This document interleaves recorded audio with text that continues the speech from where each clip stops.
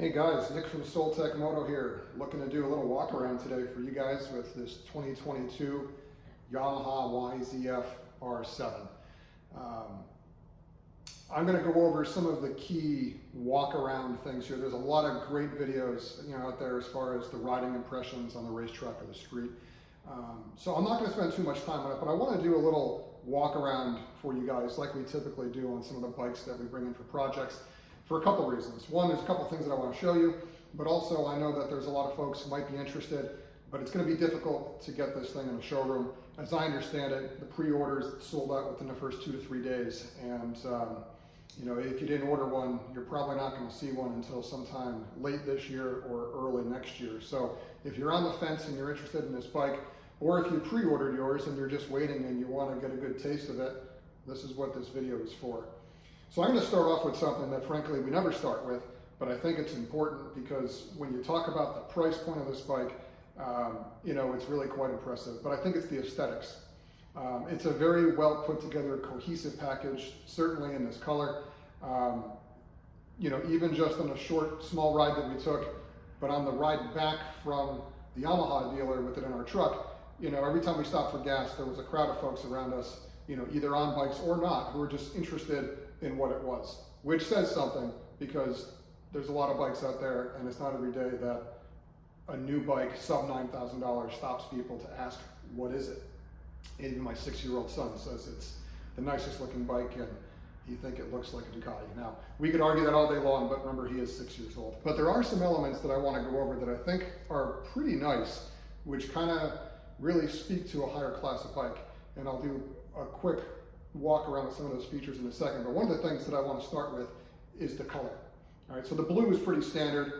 Blurple wheels are pretty standard. They were a standard color for the 2014 FZ09 way back in the day there.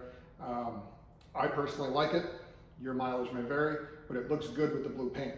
Now the side fairings and the fender though, that's something that surprised me. Either I didn't pay attention in the photos or the videos that I watched beforehand, or the lighting just wasn't so good. And this lighting's probably not going to be too much better, but in the sunlight it's very noticeable. The side fairings are this bluish gray, not your typical matte black that you get on a lot of Yamahas, and they've been using for years, frankly. So it's a different color, and frankly it looks really good. It's a very cohesive package. It's just well put together. And I think if you like what you see so far, and you ordered one, or you're interested, once you see it, I think that's really going to sort of set you aside and you're going to be happy with it. But a couple things obviously that I think are worth noting are this tail section I want to point to first and foremost. I mean, this looks just like something off of an R6 or the R1, but that super sport inspired tail, thin tail light, honestly looks great. Looks like the family sort of traits here. But then there's a couple pieces that are definitely unique to the R7. I enjoy the M-shaped opening that you'd find on something like the M1, but that headlight, I'll be honest with you, it doesn't throw a whole bunch of light. There's only one, and you get that typical projector style sort of cutoff that's kind of abrupt, so it's not going to throw a ton of light, and it's not going to be great in like the turns, but you're probably not taking this bike out touring, so I would say just to be prepared on that. But the styling is definitely very distinct, sets itself apart from the R6, which is obviously no longer in production, or the R1. So there's this family trait, but it definitely looks unique. I like the fact that they finally got rid of those pumpkins. These are nice looking turn signals, and it's nice to see that they finally have something new on this bike here. A lot of people have talked about these gills. I think they look great. Looks like a MotoGP bike, looks like the R1, fantastic. Really looks great in person. Give you a quick view of this cockpit. I want to show you something else that I really kind of enjoy. It's the gauge cluster. You get a good shot here. Now, it's not often that we talk about this because, there's a lot of very good bikes these days that they come with a fancy TFT display, and that's all fine and well. But if you're not willing to pay for that, or if you just don't care, then why spend the extra money? This, frankly, is a great display. All the information is readily available. You got your speed, you got your odometer, fuel gauge, obviously, which is wonderful that these bikes all have it these days. and like a gear indicator, but they've gone a step above small detail with a red line on there. But it's a negative display, so everything is black with white numbers or letters. It's very easy to read. The angle is excellent for the sun, minimal glare, but it looks really, really good. It's easy to see at a quick glance. There's nothing fancy, but it does exactly what you'd expect it to do. And it's, it's very easy to read. The only gripe that I would give it, frankly, and it's not actually, that's the problem, but the preload adjusters on the forks, it's gold color, which actually look pretty good. But the trouble is they reflect a little bit on the gauge cluster. And because they're that like amber color, they almost look like a warning light or a shift light. And it's just something that I'll get used to, and I think you will too. But the first couple rides, you can kind of see it just over here. For like the first couple rides, they're a little bit bright and it might throw you aside, but it's just a small niggle. But they have a nice little shroud up here to protect I guess from like additional glare, and it does a pretty good job. I was really quite impressed with it. So it's nice that it has that shroud or that hood. But the other thing that I really like about it is what's on the switch gear here. At first it reads like there's cruise control, which of course there's not because it's not a throttle by wire bike. But on the switch gear, you can toggle your menus and set your trip meter and your fuel mileage and reset things. It's a small touch, but it's easy. You don't have to reach forward. You don't have to hunt around the cables for the buttons and take your hands off the handlebars. So for anybody who rides in the real world, it's a nice touch. Also has a shift light, which I'm not going to show you here, but that's also a pretty nice touch for a bike in this price point. But the switch gear, it's your typical Yamaha quality, which is to say very good. It's still not quite Honda, but it's pretty close. And honestly, this one is pretty good. I think that it feels generally very high quality. Like other modern Yamahas, you get hazards as well, which is something that I wish more bikes had on it. So again, I'm going to keep saying it, but for the price, it's really quite impressive. Now, as far as the rest of the bike is concerned, this is generally speaking a mix of some parts bin components, which normally carries a negative connotation, but I think in this case, it's actually a pretty good deal for you, the consumer, or us, the riders, because there's a lot of parts out there available. There's a lot of spare parts if you're going to race this thing or track it. Your wheels are the same wheels off of the FZ7, FZ9, XSR 900, FJ09. You get the idea. There's a ton of them out there. If you want to change colors or have track rubber, not a problem. They're pretty good lightweight wheels actually for the money. It really doesn't make sense to improve upon them, but certainly there's options out there. The rotors are standard fare that you found on the FZ9. So 300, well, I think it's actually a 298 front, but we'll call it 300. Works very well for the street, pretty good for most track days, for most guys, but the parts have been out there. The front fork looks to be, I haven't gotten into it yet, but it looks to be a shortened version of what we found on the 2017 through 2021, I guess, FZ09s, the MT09s, which is great because it's a pretty reasonable fork once you respring it and revalve it, but parts are readily available. The front brakes are a Brembo, actually I didn't show you that, but I'm sure you've been reading about it. It's a new master cylinder for Yamaha. Brembo radial master cylinder. This is different than the Brembos they've used in the past on the R6s, the R1s. It's not the Nissan that they moved to for the current Gen R1 and the previous R6, or I guess the most current R6. So this is a new one. It feels good. I'll be honest with you, it feels good. There's a little bit more lever movement than I personally care for a track bike. So the question is it the master cylinder? Is it the rubber lines? TBD, we're gonna find out. Obviously, we're gonna change the lines up. We're gonna get started on those soon and see how much of the squish that takes out. So we'll see if that's the master cylinder or not, but it is nice to see a radial master cylinder, even if it's not the high-end stuff on such a low-priced bike. But much better than what comes on the FZ7 and the FZ9. I can tell you that right out of the box, it's much better. The front calipers, your standard fare, your 4-piston from Advic. These are actually a monoblock. So for those of you guys who don't know, these plugs are machined and installed after the fact. They are cast in one piece. So they're not a billet forged item like you get from Brembo, but Yamaha's been using something along these lines for many years.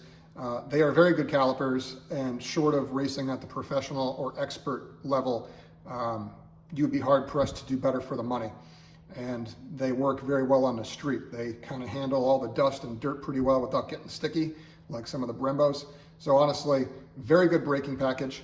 The rear brake is the standard kind of thing that you'd find on the FZ9, FZ7, Nissan, excuse me, sliding caliper. Nothing to write home about, but the pedal feels pretty decent. It's strong, so I think for street riding it's very good. For the track, it's probably going to be a bit more than what most of us would need, but there's options there for smaller rotors or different pads, and certainly if you're at that level, you know some of the tricks to reduce the brake grabbiness out of the rear. But for the street, they work very well, and I'm quite impressed. One of the things that I like the most, actually, about these brakes is what Yamaha did to them. And it's kind of hard to see with the glare here, but they machine them and hone them in such a way that they aid with the break-in procedure.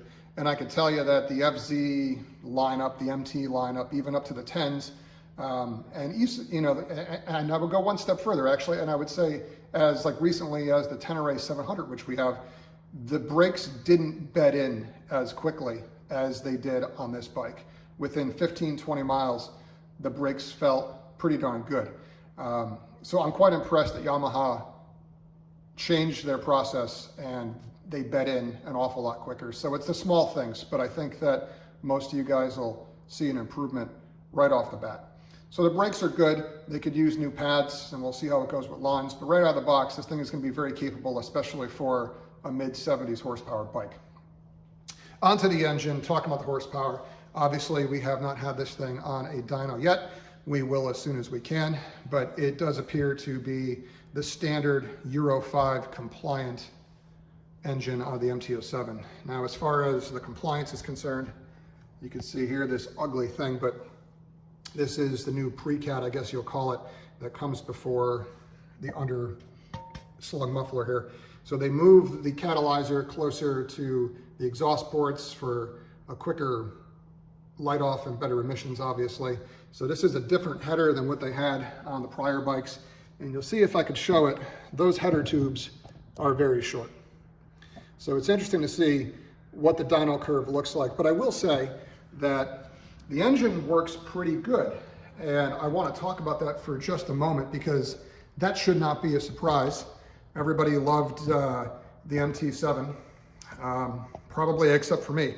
I was just never really smitten with it. It was one of those things, I thought the bike was a pretty good package. It was well put together. It was certainly well-rounded. I would say it was more well-rounded even than the FZ9. But in terms of the overall package, for me personally, it just didn't do much for me. The Tenere 700, on the other hand, if you watched that other video of ours, I really enjoyed. It's a different exhaust, so it sounds a little different. The airbox is a little different. And it feels better with the much shorter gearing. So I was really on the fence as far as how I was going to like this bike, especially since I've owned a lot of higher horsepower bikes over the years. I was kind of concerned that the MT-7 would shine through and I probably just wouldn't enjoy it, especially with the changes made for Euro 5. But I can say honestly, I'm quite impressed with the engine, especially in a sport bike such as this. It's not lacking. It'll pull the front wheel up very easily in first and second gear without the clutch, right? So if you do it right, it'll come right up. But it has a nice intake sound. Even the stock exhaust, it's certainly quiet, and I'll just say that. But like the bike just runs good. So I'm very interested to see how it's going to turn out, especially as the engine gets fully broken in. But as a complete package, honestly, I think Yamaha really nailed it right out of the box. Sure, there's like a few areas here that you can see that they cut cost.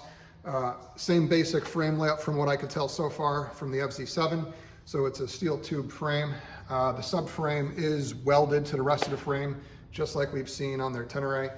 So you can argue that they saved some money there. And certainly not the best for crashing. It's harder to replace those parts. But should you not crash the bike, which is obviously the goal, that's probably not going to be a problem.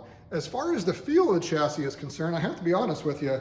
I've always been a little confused how when KTM or Ducati or others use a steel trellis frame or a steel tube frame, they'll give you some line about how it's heritage and it improves the feel and so on and so forth. But when the Japanese do it, they're cheap and they're cutting costs, right? So I feel that that's a bit of an unfair comparison, but that's what we're dealing with. I can tell you that having owned some KTMs and Ducatis, I got nothing against a steel tube frame. Even on my bicycles, I like steel frames. Now that being said, the chassis is not going to surprise you because it is something that you've seen on the MT-7.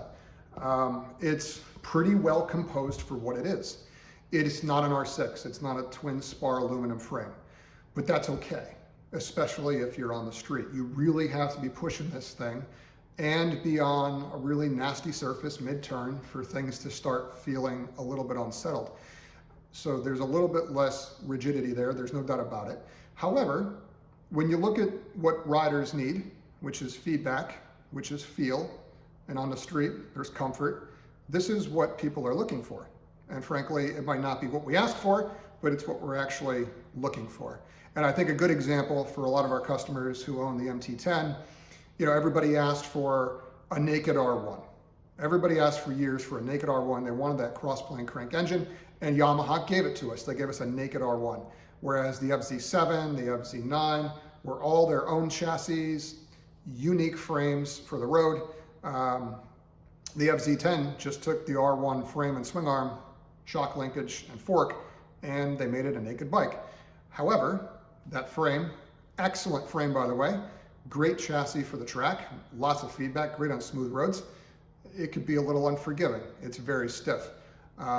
This bike, on the other hand, went a different way, right? And people will complain that we lost that twin spar sort of aluminum frame, but honestly, for the road, I would say that the majority of riders on most roads are going to be as quick or maybe even quicker than what they would be on a quote unquote more capable bike.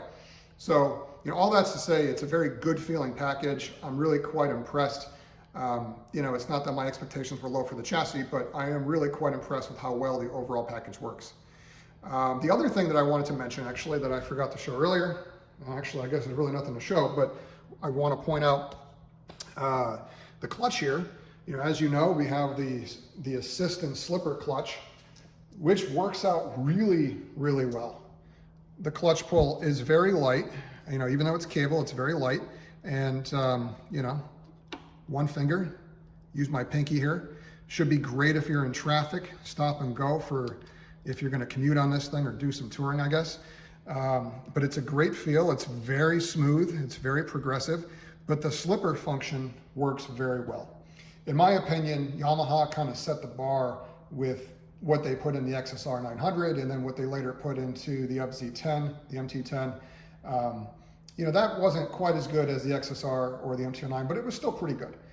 This clutch works fantastic. So of course there could be some production tolerances where some bikes work better than others. These things always happen, but at least on this bike here, I'm quite impressed with the slipper. So unless you're really racing at that level where you need to have some aftermarket unit that might give you some adjustability or tunability, I think honestly, this clutch works great. And I'm really happy to see it on a bike in this price point because frankly, I find it to be a safety feature, especially for some younger riders, newer riders who are still trying to learn how to downshift and how to rev match and sort of do all that. So I think that that's great. Really happy to see it. Hopefully they stick this in the MT-7 and at some point the Tenere 700 because, honestly, it's a really good feeling clutch. But yeah, all in all, it's a very good bike, and I'm kind of thrilled to see some of the reuse of parts here between the FZ7 frame, swing arm, a modified version of the FZ9 fork, and these wheels and everything else that we talked about. It's going to be good for development for folks like us in the aftermarket.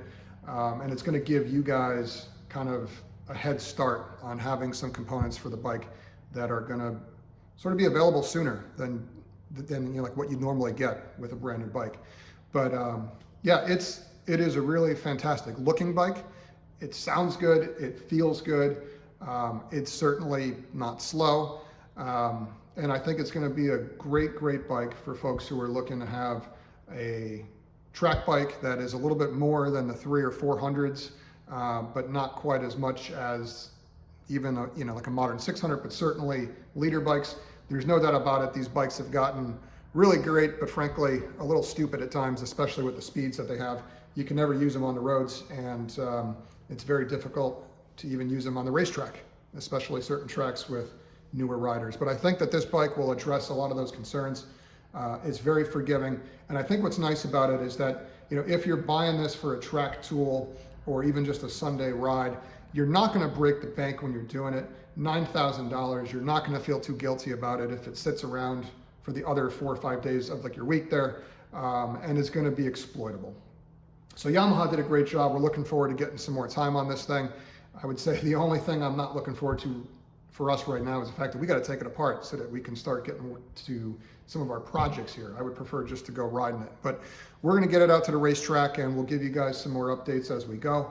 And we'll certainly be adding this to the website in the next few days with some of the products that we have that we develop. But certainly as you guys go, if you get questions, reach out to us at sales@stoltecmoto.com or give us a ring, drop a comment down below. But no matter what you do, ride safe. And if you're considering this bike, I'd say to maybe keep thinking, don't keep too long, because I don't know how, it's going to be hard to get these things, but think about it some more. It's a great bike.